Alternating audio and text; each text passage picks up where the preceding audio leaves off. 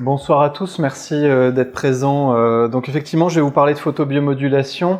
C'est un sujet dont on entend de plus en plus parler.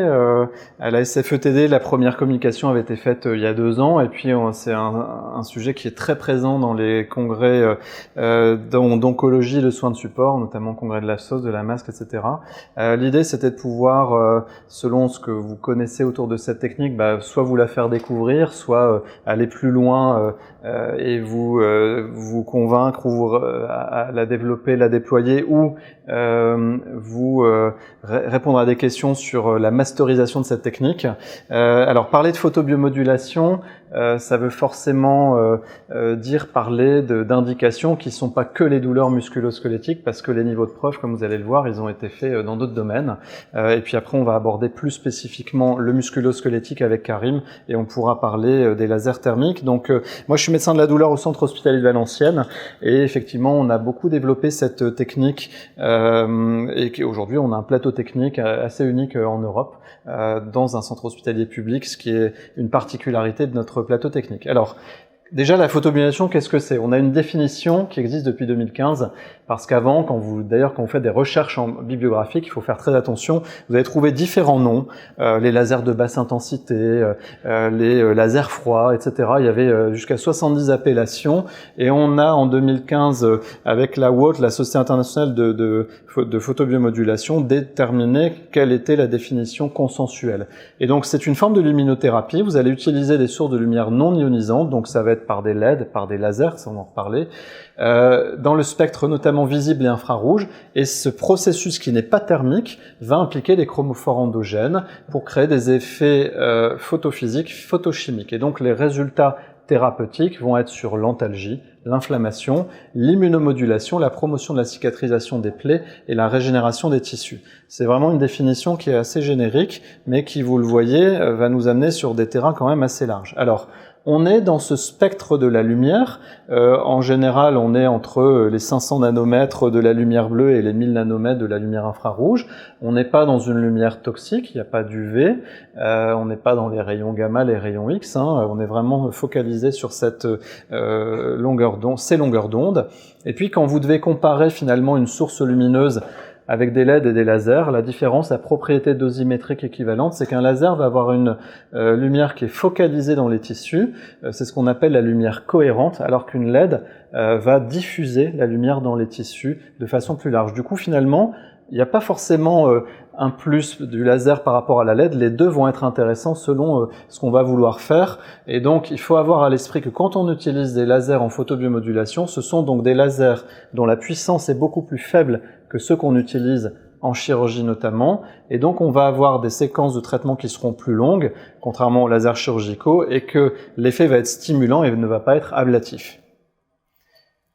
Alors, ça ressemble à ça, les équipements de photobiomodulation. Donc là, moi, je vous ai repris ceux qu'on a sur mon plateau technique. Donc ça, c'est juste pour vous montrer qu'en fait, en fonction de ce que vous allez vouloir traiter, des indications que vous allez traiter, il va vous falloir adapter la source lumineuse, parce qu'effectivement, pour traiter une cavité buccale, pour faire de la gynécologie, pour traiter par exemple des indications avec un cortical, forcément, les équipements vont pas être les mêmes. Avec un équipement polyvalent, pour faire beaucoup de choses, mais si vous voulez vous attaquer à certaines indications, il va falloir des équipements adaptés. Par exemple, l'équipement qui est en haut à gauche, c'est celui qu'on utilise avec des fibres optiques dans les mucites en oncologie, qui est le seul équipement qui permet aujourd'hui d'apporter la bonne dosimétrie au tissu de façon très standardisée. Quand on va faire de la gynéco, il y a des sondes gynéco. On va avoir recours à des grands panneaux. Pour le musculo-squelettique, on va utiliser par exemple le Light Force, des cabines corps entier. Alors, la petite histoire des cabines corps entier est assez singulière, parce que ce sont des équipements qui ont été créés à la base pour de la médecine du sport, pour notamment préparer et permettre aux sportifs de récupérer. Par extension, ça a été diffusé dans de la médecine de bien-être, au-delà du sport de haut niveau, mais aussi par différents segments comme les militaires d'élite, les soldats d'élite, les Navy Seals par exemple, ils utilisent des cabines corps entier pour se préparer et récupérer. Et nous, on a été le premier établissement à détourner ce type d'équipement pour faire de la médecine hospitalière de recours avec la photobiomodulation, mais vous avez certainement vu que ça se développe en privé, dans des cabinets à but lucratif, pour faire un peu tout et n'importe quoi.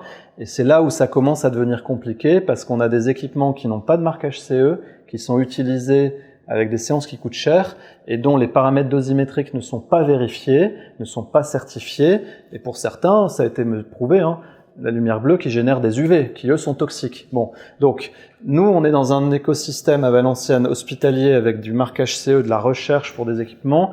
Je pense qu'il faut avoir l'esprit, c'est que il suffit pas d'émettre de la lumière pour faire avoir un effet thérapeutique. Derrière, il y a vraiment des paramètres dosimétriques que je vais vous présenter qui doivent être très sérieux. Alors, la photobiomodulation, comment ça agit? Je vous l'ai fait en une slide, mais quand on fait le diplôme universitaire, on passe des heures à discuter des effets. Là, c'est pas l'objet de la soirée, mais il faut comprendre que notre corps est fait pour interagir avec la lumière. Ça fait partie, c'est comme les plantes avec la photosynthèse, hein, on a cette capacité-là, et que donc on va absorber à différents niveaux la lumière. Donc au niveau intracellulaire par notamment les cytochromes C oxydases, au niveau de la membrane notamment par les canaux ioniques comme les TRPV, et en extracellulaire au niveau des couches d'eau interfaciales. On va ensuite induire une réponse secondaire sur des molécules de signalisation comme l'ATP, donc l'énergie cellulaire, les ROS et les NO qui sont impliqués dans le stress oxydatif, l'AMP cellulaire, lésions calciques, etc. Ensuite, pour aboutir à des facteurs de transcription qui vont ensuite créer la transcription des gènes et qui va expliquer l'installation des effets thérapeutiques dans le temps de la photomodulation et qui fait que ça va prendre du temps. Autrement dit, en une séance, vous pouvez avoir des réponses thérapeutiques comme la réponse antalgique endorphinique, mais les effets au long cours vont s'installer au fur et à mesure des séances. Et à partir de là, vous allez avoir l'effet thérapeutique, notamment l'augmentation d'oxygénation tissulaire, les modulations des niveaux de cytokines, les facteurs de croissance, les médiateurs inflammatoires, la synthèse de protéines et la prolifération et la migration cellulaire. Ces mécanismes d'action sont très documentés au niveau scientifique depuis les années 70, même un peu avant, mais on pense qu'il y a encore des choses qu'on doit découvrir et qui restent encore à démontrer autour de la PBM, tant l'action elle est complexe. Alors ça c'est l'illustration, un petit peu la translation pour que vous voyez un petit peu de façon clinique comment on va pouvoir avoir un intérêt. Donc l'angiogénèse et la néovascularisation, la production de collagène, la régénération musculaire et la prévention de l'atrophie, très utile, on en parle souvent chez les sportifs, mais moi je fais de la cancérologie, sarcopénie par exemple. La lutte contre l'inflammation et l'œdème, c'est quand même un des champs majeurs de la photobiomodulation. La régénération nerveuse, alors là j'ai pas le temps ce soir, mais c'est vrai qu'on a quelques case reports qu'on a publiés et qu'on présente sur la régénération nerveuse, l'augmentation de production du cartilage ou de la formation osseuse, technique de référence dans les ostéonécroses de la mâchoire par exemple, on va en discuter. Donc vous voyez de façon résumée l'action de la photobiomodulation qui est donc une action multimodale. Les dates clés, ça c'est pour vous illustrer le fait que c'est pas nouveau. Tout a commencé en 1917, en 1921 avec les travaux d'Einstein sur la théorie quantique des rayonnements, son Nobel sur l'effet photoélectrique. Vous connaissez tous une application de photobiomodulation, c'est l'ictère néonatal avec de la lumière bleue. Ça fait depuis 1956 qu'on le fait. Les lasers de basse intensité ont été découverts dans les années 60, presque par erreur souvent. On pensait qu'avec ces lasers, on pourrait soigner les tumeurs chez l'animal. Ils se sont rendus compte qu'on faisait rien au niveau de la tumeur, ni la soigner, ni l'accentuer. Par contre, les zones alopéciées autour de la tumeur, les poils repoussés, et c'est là qu'on s'est dit qu'il y a un effet biostimulant et que suite aux travaux de Mester, on a continué à progresser sur ce champ. Je vous ai mis des dates anecdotiques, mais pour vous montrer que, comme toujours, la médecine aérospatiale ou la médecine militaire joue beaucoup. La NASA ou les cosmonautes russes se sont impliqués dans le développement de la photomodulation depuis très longtemps. Là, c'est un exemple, c'était les cosmonautes, enfin les astronautes qui étaient en impesanteur dans les biosphères, travaillaient sur les végétaux. Quand ils se blessaient, le métabolisme n'est pas le même en impesanteur, ils cicatrisaient beaucoup plus vite quand ils étaient dans ces biosphères, et la NASA du coup a vraiment investi, voilà, on se soigne encore actuellement en impesanteur avec ce genre de technique, mais les Russes dans les vols orbitaux utilisaient déjà la photobiomodulation avec des technologies particulières. Les premières recommandations internationales sur les mucites, elles sont arrivées en 2014, c'était les premières méta-analyses, elles ont été renouvelées en 2020, renouvelées en 2023. Le premier consensus que je vais vous présenter en soins de support, c'est 2022. Les premières recos françaises, on vous les a présentées, c'est la Neuropathic Pain Box et le référentiel AFSO sur les douleurs neuropathiques du cancer, c'est 2024, on a intégré la PBM. Et là, à Cocorico, en 2025, on a terminé le premier référentiel AFSO sur l'utilisation de la PBM dans les soins oncologiques du support. C'est non seulement une première nationale, mais une première européenne. Et ce référentiel référentiel sera disponible début 2026 avec un relais au niveau de la SFETD via la commission douleur et cancer représentée ici ce soir par Christine Vilat. Et donc ça vraiment c'est le cadrage scientifique qu'on apporte à l'échelle nationale, donc ça bouge et ça s'accélère. Et ça c'est une très bonne chose. Alors, quand vous voulez faire de la photobiomodulation, il faut avoir à l'esprit qu'il ne suffit pas d'appuyer sur un bouton et puis d'amener un petit peu de lumière rouge et infrarouge au petit bonheur. C'est un petit peu plus complexe que ça. Et il va falloir des paramètres dits dosimétriques qui sont d'ailleurs inspirés de ce qu'on fait en radiothérapie, très précis. Autrement dit, pour que ça fonctionne et que vous ayez cet effet thérapeutique, il va falloir respecter un certain nombre de paramètres qui ne sont pas non plus très compliqués, mais si vous les respectez bien, vous aurez un effet. La longueur d'onde, c'est bien sûr un des paramètres. Plus vous allez vers l'infrarouge, plus vous allez pénétrer dans les tissus. Les lumières qu'on utilise le plus, c'est le rouge et l'approche infrarouge, mais le bleu est aussi intéressant par ses propriétés antiseptiques. Vous avez tous vu dans des lieux communs, des lumières bleues, on se sèche les mains dans les métros modernes, c'est pour les propriétés antiseptiques, et donc dès qu'on fait de la plaie avec la PBM, il faut utiliser du bleu.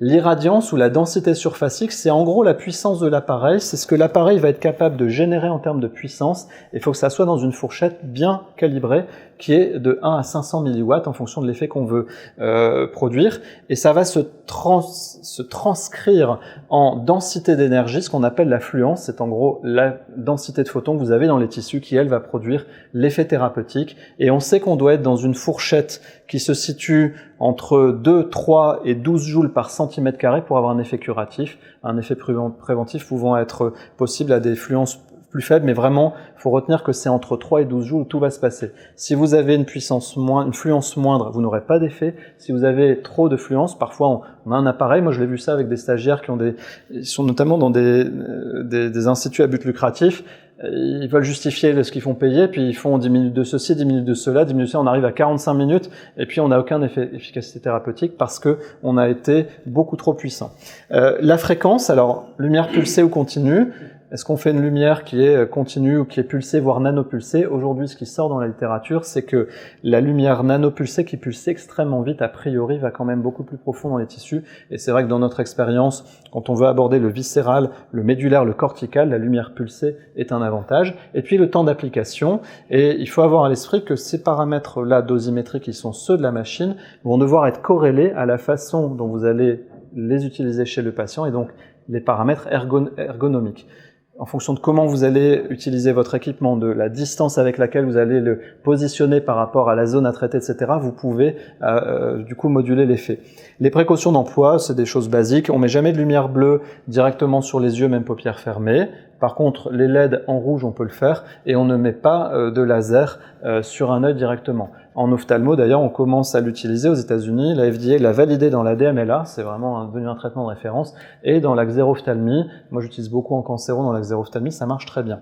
Ça, c'est pour illustrer le fait que, selon les longueurs d'onde, vous allez pénétrer plus profondément au niveau des tissus. Alors, n'écoutez pas les industriels qui vont vous dire « mon équipement, il va à 13 cm, le mien, il va à 8 cm, etc. » Aujourd'hui, on n'est pas en capacité d'aller mesurer dans les tissus, sauf dans des laboratoires, notamment de radiothérapie. Aujourd'hui, en pratique courante, on ne peut pas dire combien d'énergie va arriver au niveau des tissus. Ce sont des approximations d'après les études qui ont pu être faites par l'animal, chez l'homme aussi, mais ça, cette mesure dosimétrique in vivo notamment, ça fait partie des choses qu'on est seulement en train de développer parce que justement, l'avenir de la PBM va être autour de ça, mais retenez que plus vous allez aller vers des longueurs d'onde en proche infrarouge, plus vous allez pénétrer dans les tissus.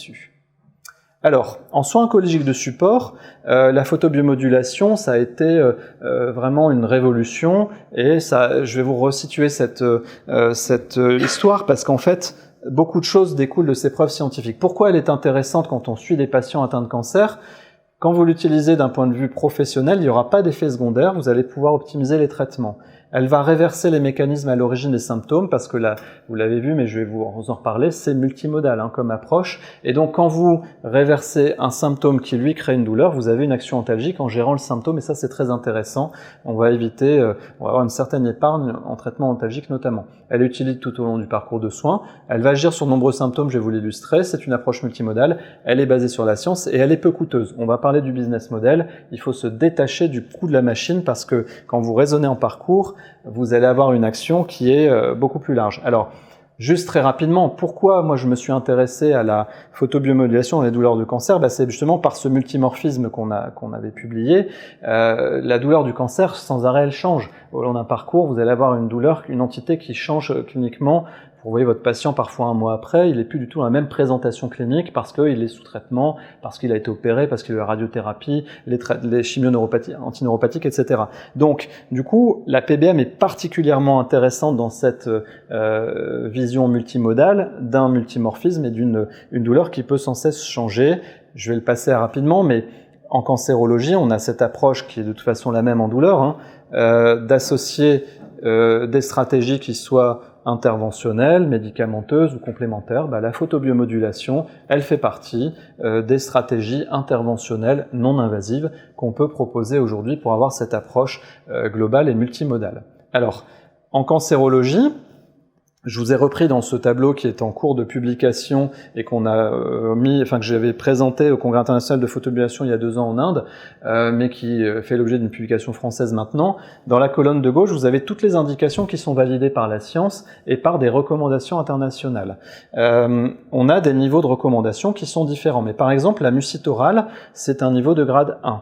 La radiodermite passe d'un niveau 2 à un niveau de grade 1 maintenant. Donc il n'y a plus de discussion autour de la mucite et de la radiodermite. Par contre, d'autres symptômes comme la fibrose radique ou la dysphagie, la dysphonie, la neuropathie périphérique chimio-induite, on n'a pas les mêmes niveaux de preuve, tout simplement parce qu'on n'a pas les essais cliniques qui ont été montés avec suffisamment d'homogénéité et des paramètres corrects pour le démontrer. Ça va prendre du temps, mais quand vous faites les recherches femelles, vous vous rendez compte que c'est en train d'être vraiment boosté à l'échelle internationale, et ça va vite en fait. Sur la radiodermite aiguë, depuis la publication du Lancet Oncology, qui est une reco de la masque à l'échelle internationale, on est passé en grade 1.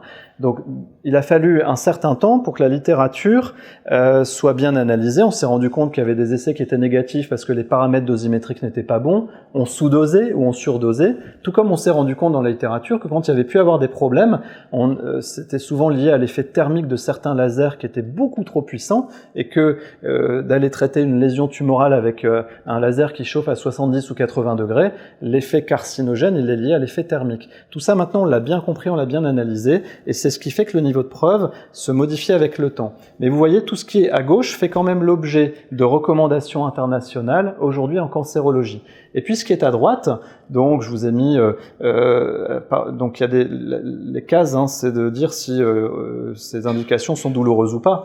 Là, on a des indications, par exemple la fatigue post-cancer, les dysfonctionnements type chemobrain après les chimios, l'anxiété, la dépression, les addictions aux opioïdes. Tout ça, c'est des voies de recherche que font les centres experts en photobiomodulation, mais on va traiter tout ce qui est acné, lésions dermatologiques post-traitement du cancer, y compris sous immunothérapie. Les dermatos s'y intéressent de plus en plus maintenant, parce que c'est des effets secondaires à traitement du cancer qui sont très difficiles à soigner. Les plaies post-traitement du cancer, la PBM fait partie vraiment des centres d'intérêt pour les dermatologues sur les plaies chroniques, avec une grande efficacité.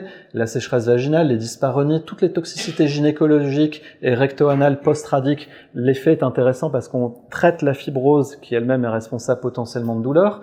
La toxicité ophtalmo, les neuropathies focalisées, tous les syndromes myofascio-séquelaires, les douleurs nociceptives viscérales, les syndromes musculo-squelettiques sous hormonothérapie, vous savez très bien, c'est pas facile à gérer.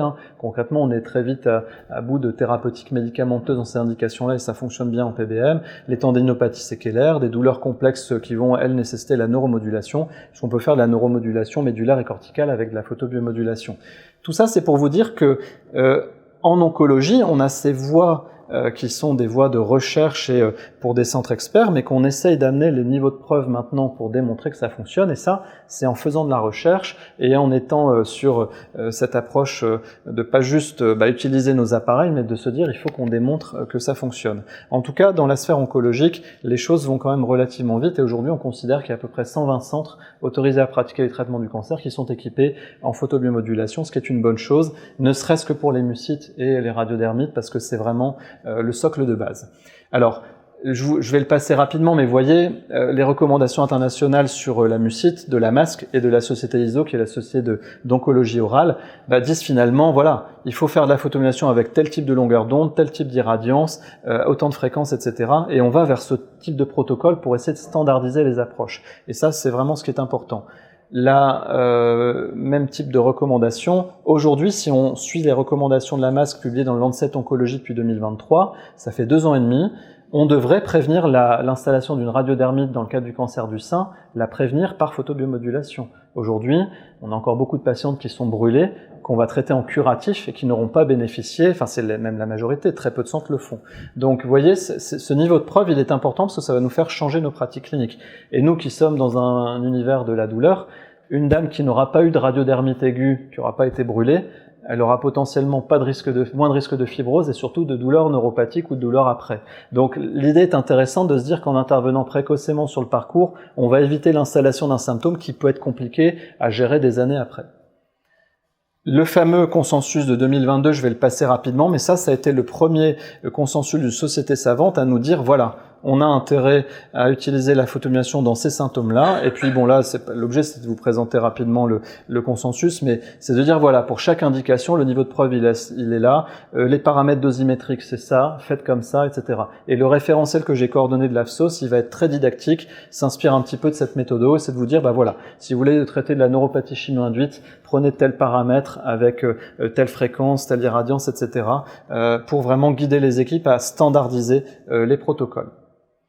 Juste une petite digression sur les neuropathies chimio-induites. Comme vous le savez, ça on en a parlé notamment dans ce congrès, hein, on n'a pas beaucoup de médicaments qui ressortent dans les recommandations internationales, hein, celles qui sont en vigueur, celle de l'ASCO en 2020, l'ESMO c'est pareil, pour dire bah, finalement aucun médicament ne fonctionne en prévention de la neuropathie, et puis le seul qui fonctionne quand on a une neuropathie douloureuse avec un niveau de preuve modéré, c'est la duloxétine. L'ASCO n'avait pas testé dans la méta-analyse la photobiomodulation. Par contre, le Anderson Cancer Center l'avait fait selon la même méthodologie en 2018 et on avait le même niveau de preuve de la photobiomodulation et la duloxétine, ce qui était déjà pas mal parce que à l'époque, 2018, ça screenait des études avant 2018 qui étaient moins bonnes d'un point de vue méthodologique, donc déjà les choses sortaient. Et pourquoi c'est intéressant la photobiomodulation dans les neuropathies chimio-induites? On va retourner au niveau du mécanisme d'action. Je vous ai repris ce tableau qui nous explique comment les toxicités des chimiothérapies ont une action en termes de mécanisme. Si on prend les taxanes, on en parle souvent, dysfonctionnement microtubulaire, de la perte de transport axonal, des problèmes de neuroimmunité, de neuroinflammation, des anomalies au niveau des ions calciques, des dysfonctionnements mitochondriales. Et ce qui est intéressant, c'est la capacité de la photobiomodulation à venir contrecarrer ces mécanismes, et c'est ça qui explique que vous allez avoir, quand vous faites de la PBM en neuropathie, on a peut-être parmi vous, nous c'est devenu notre gold standard, on va avoir une efficacité quand il y a sur la douleur, mais la plupart des neuropathies chimio-induites ne sont pas douloureuses, sauf qu'il y aura des troubles neuromoteurs, des troubles neurosensoriels, des troubles proprioceptifs. Les patients, ce qui les embête, c'est qu'ils lâchent des objets, qu'ils ne savent plus fermer leur chemisier ou qu'ils se cassent la figure.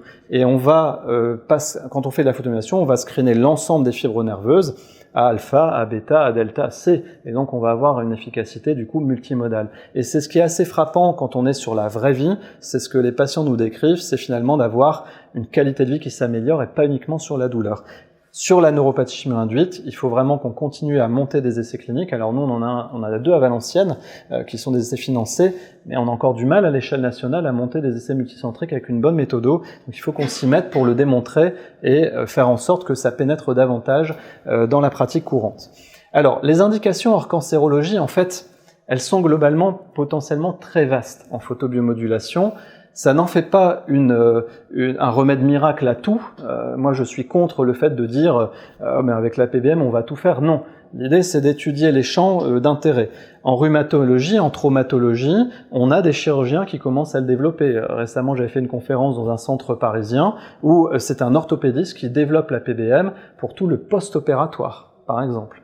La médecine du sport, c'est un champ où la photobiomodulation a toujours été présente et elle est de plus en plus. Si vous êtes dans le monde du sport, vous le savez, les fédérations sont équipées. Allez voir au PSG, vous verrez les cabines de photobiomodulation qui sont toutes alignées les unes à côté des autres. Demandez à Djokovic, à Mbappé ce qu'ils ont à la maison, ou même à Tom Cruise, c'est un peu frontière, mais bon, ils ont des cabines corps entier. La médecine du sport a beaucoup fait parler de la photobiomodulation depuis qu'il y a eu des grandes revues à impact factor comme l'Équipe. L'air de rien, nous, on s'échine à faire de la communication scientifique dans des revues impactées. L'Équipe, qui est un journal très diffusé, nous a fait énormément de pub. pub quand Varane a été expliqué ces contusions donc post-traumatiques qu'il avait, et avec preuve à l'appui, on voyait donc qu'il était complètement perdu, qu'il n'arrivait plus à anticiper, etc. Ça a valu à son équipe qui était en Espagne, moi je connais rien en foot, mais une défaite, et en fait c'était des troubles de concentration de l'attention qu'il avait sur les contusions qui expliquaient ça, et il a expliqué comment la PBM l'a soigné. Pareil pour l'ancienne capitaine de rugby d'équipe de France, à qui on a dit qu'elle avait, alors qu'elle avait des troubles neurocognitifs, on a fini par lui dire t'es dépressive ou c'est dans ta tête, alors qu'elle a été soignée en PBM, qu'elle a été guérie, et que c'était lié à ces contusions du sport. Donc là, les premières études françaises sont en cours, avec des gros centres, et ça fait partie des grandes indications. En gynéco-obstétrique, les gynécos s'y sont mis depuis très longtemps, ça se développe énormément, y compris en privé. En dermatologie, paradoxalement, ça a été un petit peu plus timide, mais la médecine esthétique au sens large s'en est complètement emparée depuis longtemps. En maladies infectieuses, on voit sortir des choses sur des maladies chroniques comme le Covid long, les maladies de système, etc. Bon, vous voyez, la liste est longue. Sur le Parkinson, les maladies dégénératives, on commence aussi à avoir des essais qui sortent, y compris sur des dispositifs implantés, donc des LED près du locus niger pour le Parkinson. Nous, on commence aussi depuis quelques années, on traite des polyhandicapés avec des résultats très bons. Voyez, donc en dentisterie, il y a énormément de photobiométrie qui est développée depuis toujours. La cardiologie commence à s'y intéresser sur la prévention de la nécrose post-syndrome coronarien aigu. Il y a pas mal d'études qui sortent. En plus, le cœur est très facile d'accès. Il n'est pas loin il est pas loin sous la peau. Donc ça, il faut l'avoir à l'esprit. C'est en train de se développer. En psychiatrie, les psychiatres s'y intéressent énormément. La FDA le recommande dans l'addiction aux opioïdes. On traite l'hémisphère dominant pour lutter contre les addictions et le recommande dans des rapports officiels pour les douleurs, traiter un ensemble de douleurs pour ne pas mettre les gens sous opioïdes. Donc vous voyez, le champ est très large. Alors, sur les douleurs musculo-squelettiques, je vous ai repris là le nombre de papiers qui ont pu être publiés pour des lasers de classe 4, donc les mêmes que le Lightforce, et vous voyez qu'on a quand même pas mal d'indications sur l'articulation temporomandibulaire, sur les douleurs cervicales, tout ce qui est pathologie de l'épaule, la fibromyalgie, les lombalgies chroniques, les épicondylites, syndrome du canal carpien, différentes arthropathies, l'arthrose, la neuropathie diabétique, les fascites plantaires, ce sont des champs qui sont de plus en plus documentés, mais aujourd'hui on n'a pas suffisamment de preuves pour l'inclure dans les recommandations officielles. Il faut l'avoir à l'esprit, ce qui n'empêche qu'au quotidien on peut l'utiliser. C'est une technique qui n'est pas réservée à des professionnels de santé. C'est d'ailleurs ce qui se passe, c'est que le monde à but lucratif qui fait de la médecine de bien-être esthétique va beaucoup plus vite pour l'implémenter, mais c'est aussi à nous, professionnels de santé, kinés, infirmières, médecins formés, de venir l'implémenter rigoureusement dans nos pratiques pour éviter ce phénomène qui fait que nos patients vont aller taper à d'autres portes et tomber sur des personnes qui ne sont pas formées. C'est mon travail aussi dans le cadre du groupe d'experts AFSOS, puisqu'on aborde le ministère, de définir les critères de ce que va être la PBM de demain pour que ça soit vraiment bien codifié pour des professionnels de santé.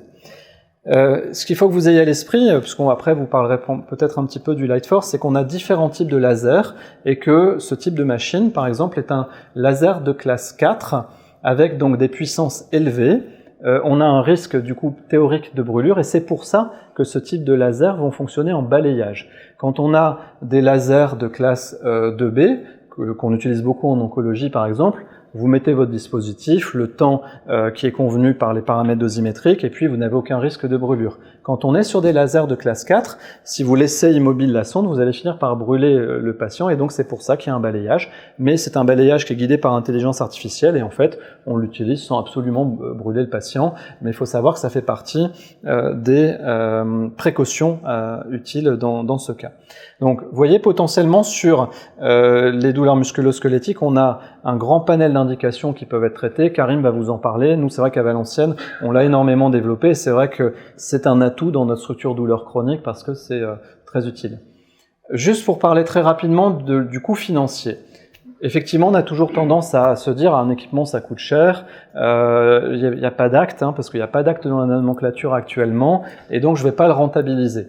Mais si vous réfléchissez différemment, et moi c'est vraiment comme ça qu'on aborde le ministère et aussi la HAS, c'est de dire moi là j'ai pris l'exemple de la cancéro, mais c'est valable dans toutes conditions chroniques, le coût global d'un parcours de soins, le coût de la non-qualité, des traitements inadaptés avec du mésusage, des incrémentations, des médicaments qui ne sont pas efficaces ou pas validés.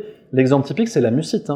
En mucite, aujourd'hui, on a quand même des tas de protocoles qui circulent et qui sont pratiqués en France avec 0 niveau de preuve de soins de bouche. D'accord, qui sont la plupart du temps délétères. Et dans notre prochain référentiel mucite AFSOS, d'ailleurs, AFSOS, on a dit, terminer tout ça, on simplifie les choses. Et ces mésusages n'est pas efficace, n'est pas validé par la science et conduit à des hospitalisations, des aggravations des patients. Donc, quand on tient compte de ça, quand on tient compte du coût des effets secondaires des médicaments, des complications évitables, et puis des transports sanitaires et hospitalisation, effectivement, la photobiomodulation, dans toutes conditions chroniques, elle a sa place à démontrer, et c'est comme ça qu'il faudrait regarder, mais pour ça, on n'a pas d'études médico-économiques suffisantes pour le démontrer. Aujourd'hui, les études médico-économiques existent, c'est sur certains champs d'activité, comme la mucite. Les Américains, qui sont très très à cheval sur le coût, ils l'ont démontré dans la mucite en montrant des coûts journaliers de traitement qui sont effondrés quand on utilise de la PBM.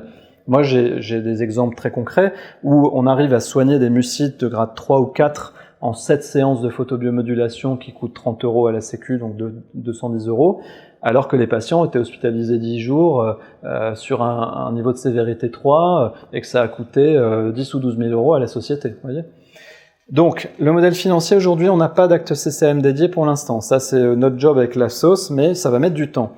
Je ne vous recommande pas d'utiliser, quand vous faites des traitements des muqueuses, des codages par assimilation. Il en existe, notamment quand vous traitez la sphère orale ou vaginale, parce qu'un codage par assimilation, c'est-à-dire un détournement de code, c'est interdit, vous pouvez être pénalisé, amende et remboursement. Donc ça, il ne faut pas le faire. Donc on tarifie en consultation, ce qui veut dire qu'il faut être bien organisé, et puis aussi favoriser des protocoles de coopération pour que, par exemple, nos infirmières, nos manip radio fassent la photobiomodulation. N'oubliez pas que dans nos structures douleurs chroniques, CETD, et puis structures douleurs chroniques, on a en plus des MIG. Qu'en soins de support, on a également des MIG. Ça doit venir rentrer dans les recettes, pondérer votre calcul de business model.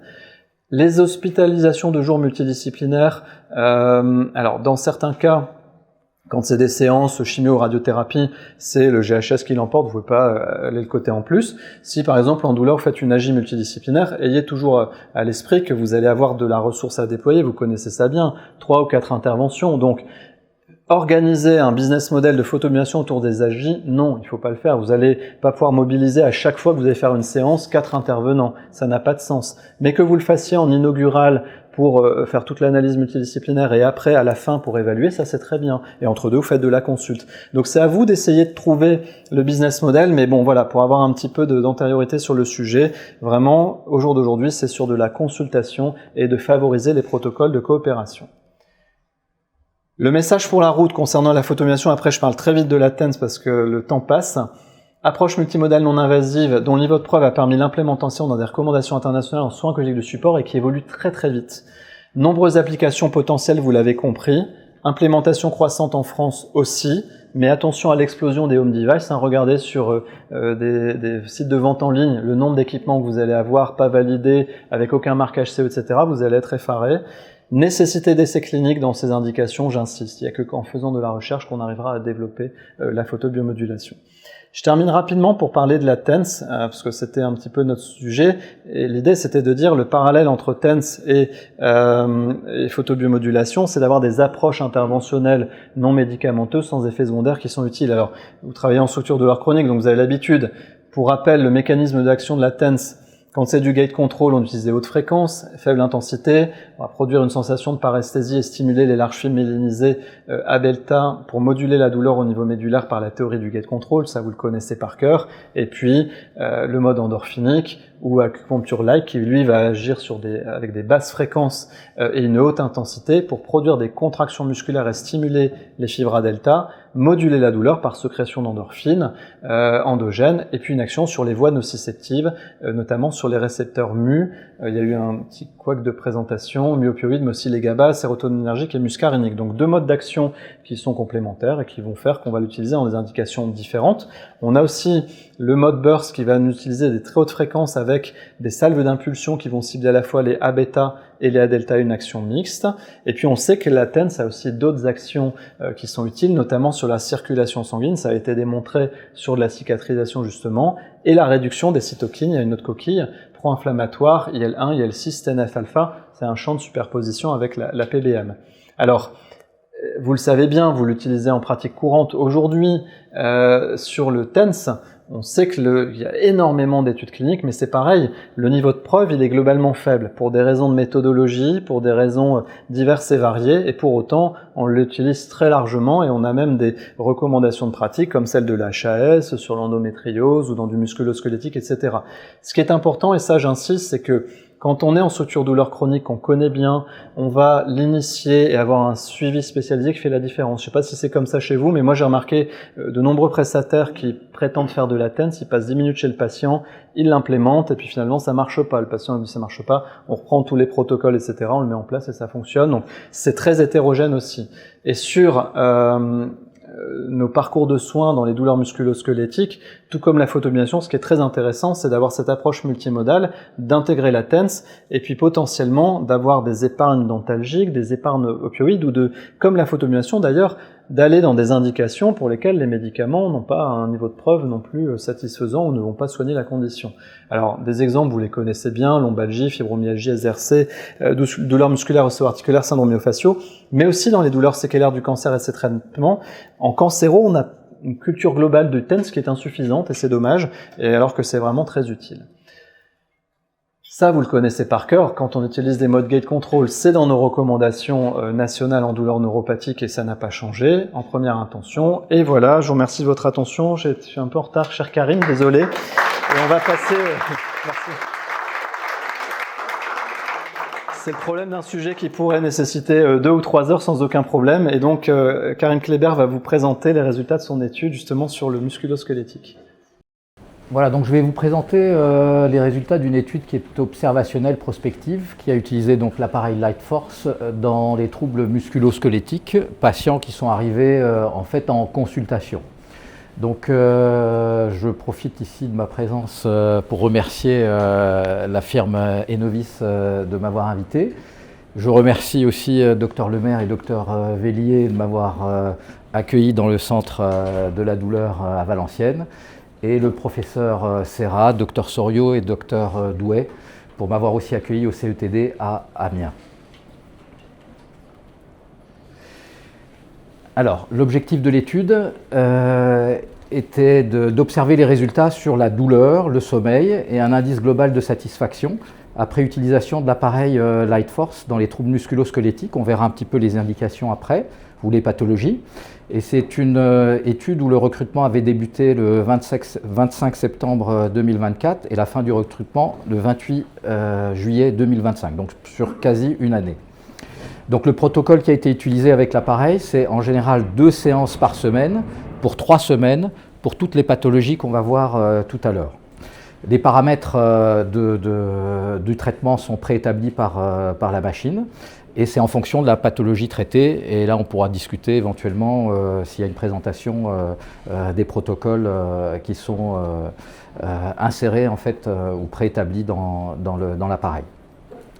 Donc on a regardé différentes EVA, donc la EVA avant traitement, juste après traitement, à 1 mois, 3 mois, 6 mois, 9 mois, et on a aussi des résultats à 12 mois.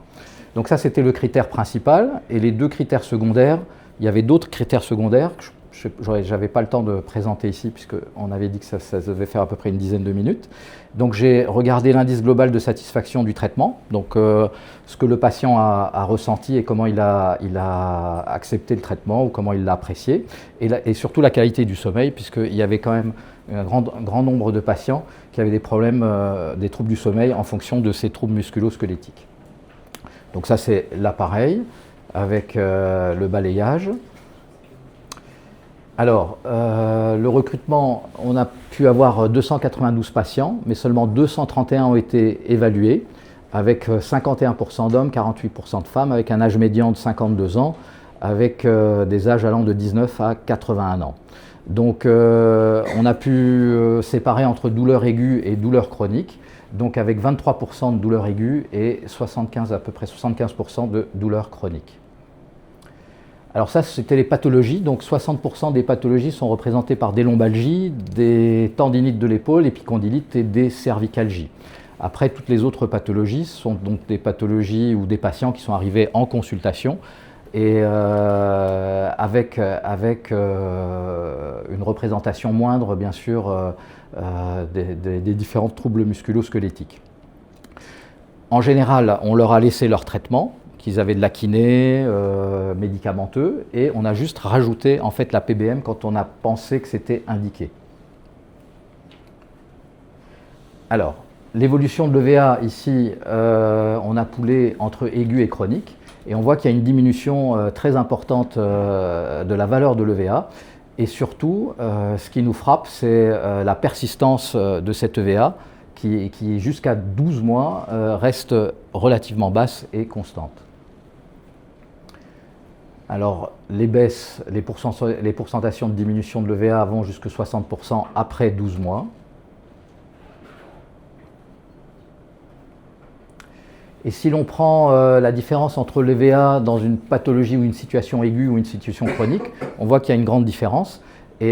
Mais par contre, on regarde dans ces deux situations-là, on voit que la persistance de la baisse de l'EVA reste constante jusqu'à 12 mois, avec une diminution progressive de cette valeur.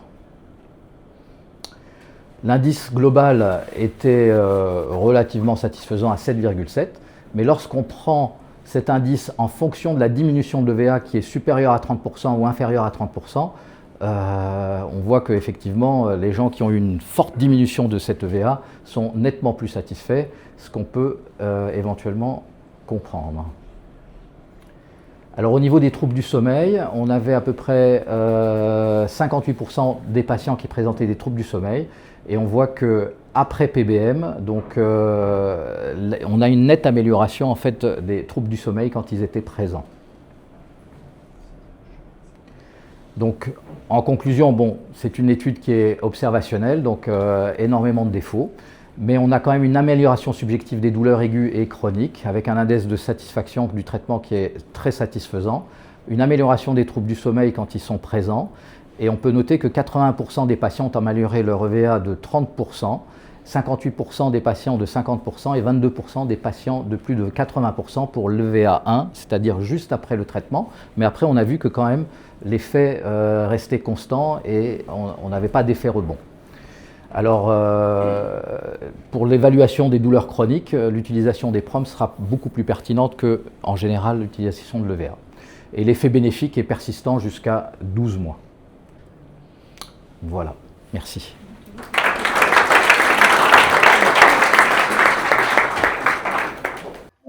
Deux petites questions. Dans la douleur neuropathique diabétique, et puis l'efficacité sur les troubles musculo-squelettiques dans les pathologies du collagène, type et l'air dans l'eau, c'est tout ça. Ouais, alors sur les neuropathies diabétiques, il y a pas mal de papiers, parce que c'est un champ d'intérêt. Personnellement, moi, je les prends pas en charge dans notre écosystème, mais effectivement, il y a de raisons de penser que la PBM est très intéressante. La difficulté, c'est qu'en fait, vous soignez jamais la neuropathie. C'est vraiment pas le même modèle que la neuropathie chimio-induite. Quand on va sur du chimio-induit, on va essayer, entre guillemets, de guérir la toxicité et donc la cause. Voilà. D'ailleurs, quand on n'y arrive pas, ça m'est arrivé, on se dit tiens, il n'y a pas d'efficacité, on va rechercher derrière et c'est là qu'on trouve d'autres causes associées sous-jacentes. Donc jusqu'à présent, effectivement, on sait améliorer la douleur de la neuropathie diabétique avec la photobiomodulation, mais cet effet, il persiste pas tant que il faut continuer les séances au long cours parce qu'en fait, on soigne jamais la maladie causale. Sur les maladies type l'air dans l'os, etc. Effectivement, alors moi j'ai quelques cas dans ma patientèle, on en a de plus en plus et c'est vrai qu'on est assez surpris des résultats. Globalement, sur la sphère du polyhandicap même, on a des résultats assez intéressants, que ce soit des patients spastiques, hyperlaxes. Sur la sphère musculaire, la photobiomodulation est vraiment assez pertinente. Alors c'est là aussi on a un plus avec des équipements comme le Light Force ou des cabines corps entier quand il y a des zones multisystémiques atteintes. Quand on doit commencer à traiter plusieurs zones, c'est toujours plus long et la cabine corps entier, elle a aussi cet impact-là. Et ce qu'on retrouve aussi avec la cabine corps entier, c'est exactement ce que décrit Karim, c'est une action métabolique globale qui va se répercuter sur la fatigue, sur le sommeil, la qualité du sommeil, qui est d'ailleurs souvent décrite plus rapidement que l'action antalgique chez certains patients. Voilà. Donc ça, ce sont des champs vraiment d'intérêt, et il se trouve qu'en fait, les associations de patients sont quand même assez puissantes, et au fur et à mesure des cas qu'on a, on a des maladies rares et des gens qui viennent se soigner chez nous, les choses commencent aussi à se développer. Donc c'est aussi pour ça que quand j'ai des patients qui ont des maladies plus rares, on les fait toutes rentrer dans un protocole d'évaluation avec des échelles, etc., pour essayer de démontrer l'intérêt de façon un peu carrée, quoi.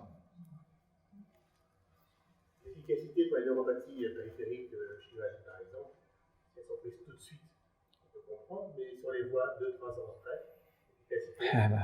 C'est ça aussi qui nous a surpris, parce qu'on avait le même raisonnement au début, et je vous avoue que même moi au début je me suis dit non, c'est très bien, on perd traitement dès que les symptômes vont s'installer, voire quelques temps après, mais moins d'1 an. Et puis en fait, on s'est dit non, on va essayer quand même chez les patients chroniques, et là on a été très surpris des résultats. Moi j'ai des neuropathies chimo-induites séquelaires qui ont plus de 10 ans d'ancienneté, qu'on a réussi à soigner et à améliorer, y compris sur des troubles proprioceptifs. Je sais pas, Karim, dans ton expérience, mais en fait le message c'est de se dire de ne pas se restreindre, parce qu'on est parfois très surpris par les effets. C'est le même raisonnement sur des fibroses radiques. Les fibroses radiques qui ont 10 ou 20 ans d'ancienneté, on les soigne. Donc, oui.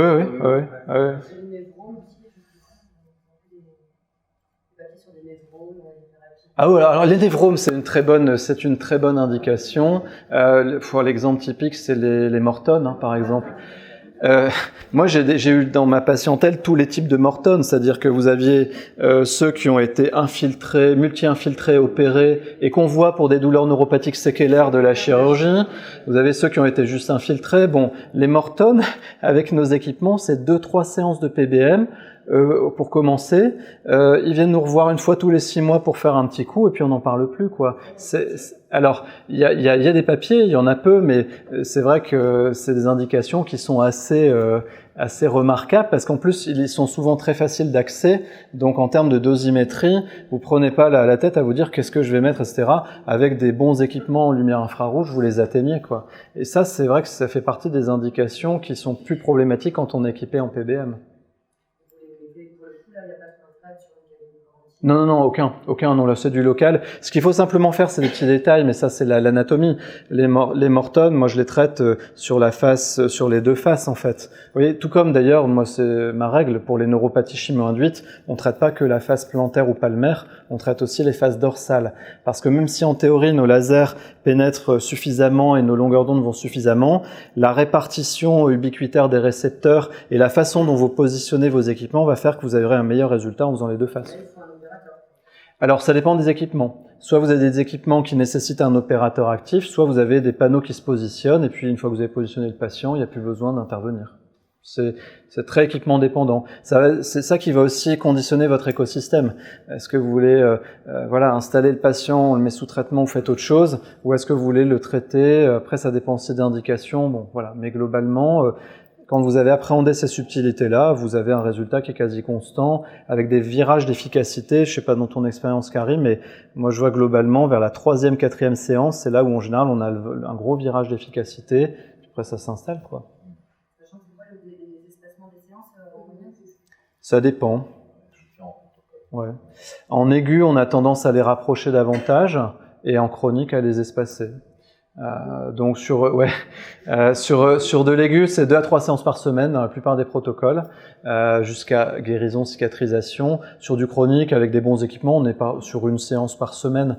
Tout dépend. Sur du musculo-squelettique, on n'hésitera pas à aller à 2 par semaine, même sur du chronique. Mais sur de l'oncologie, moi je vois les neuropathies induites, les chemobrain, on les fait 1 fois par semaine pendant 8 semaines et on a des bons résultats.